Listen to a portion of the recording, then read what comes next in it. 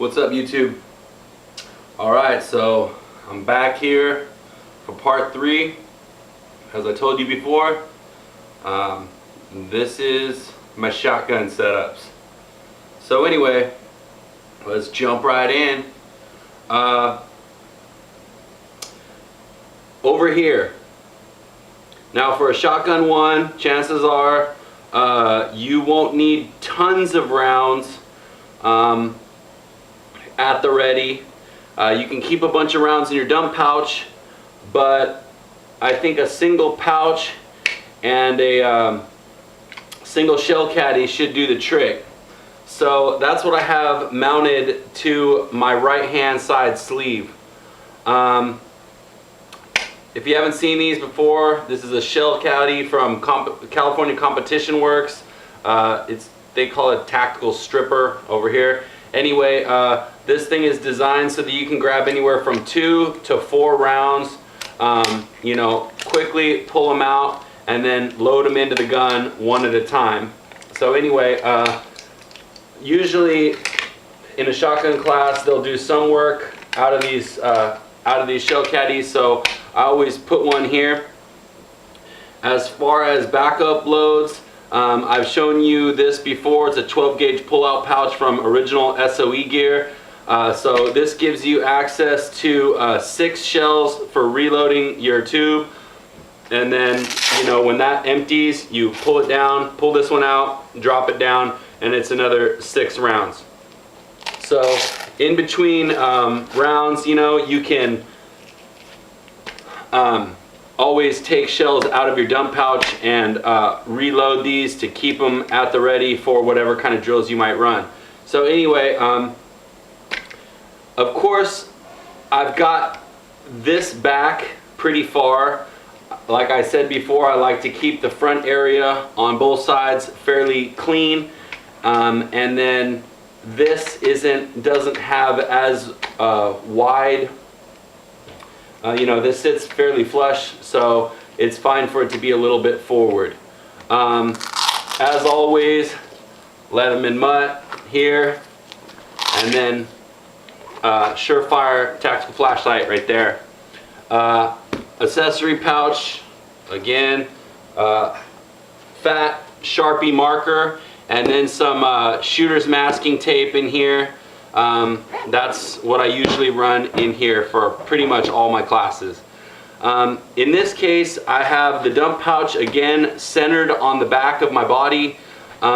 It's good this way because I can reach around with my right hand to grab extra shells should I need them, both for loading straight into the gun and also for you know, topping this off after every drill.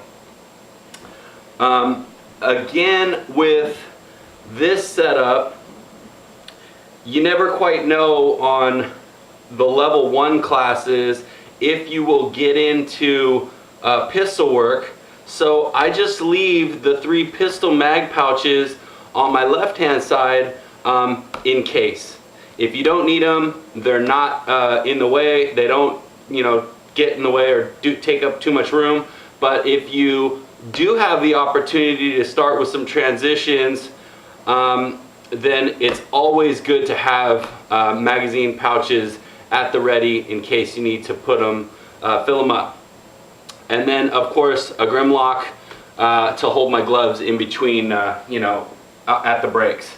So anyway, if you are going to utilize these pouches, of course, always load them up with your bullets tips forward like so, and then of course to add on the pistol, you can always just, you know, add the pistol on just like this.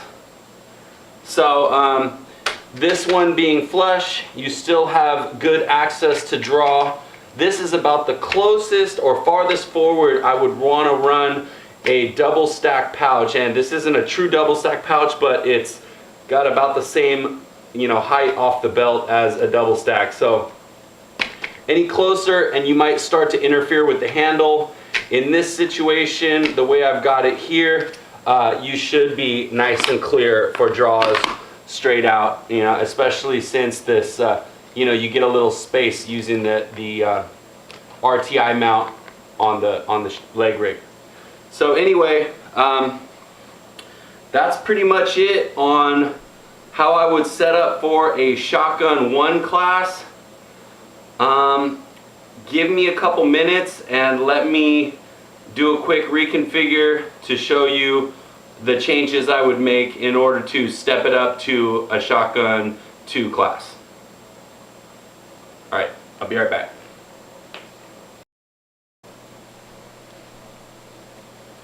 Alright, so I'm back, and what you can see here is how I've reconfigured the belt for the Shotgun 2 class.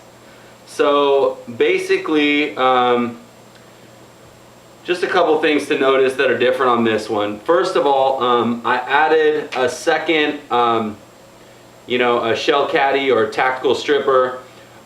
This one kind of shows you, because I had to add an extra 12 gauge pullout pouch to double up on these for just tons of extra ammo.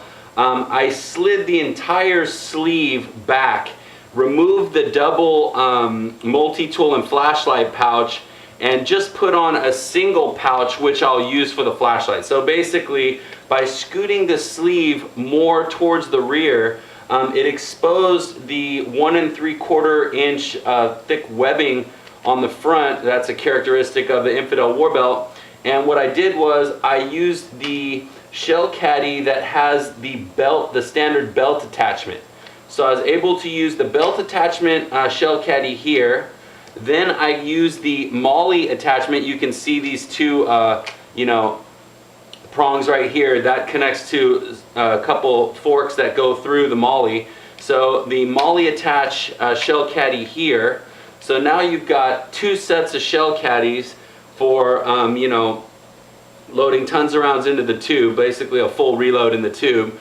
And then I also doubled up on the 12 gauge pullout pouches, just giving you that much more ammo so you don't have to go reaching into, you know, your dump pouch as much. Once you start getting to the level 2 classes, you're doing a lot more in each drill, and you're doing a lot quicker rotation into the drill. So you're not going to be able to have enough time to constantly top these pouches off. So having 2 makes it easier to run for quite a bit longer before you need to step back and actually fully top these off. So anyway, 2 12 gauge pull-out pouches here. Now this is just a US Grunt Gear, a single pistol mag pouch, but I use it as a flashlight pouch. So stick the flashlight in there and lock it in position. Now with the accessory pouch, instead of just using it for your you know, thick Sharpie and your shooter's masking tape, you can also go ahead and take your multi-tool and stick it in here, or so it would look like that, or vice versa.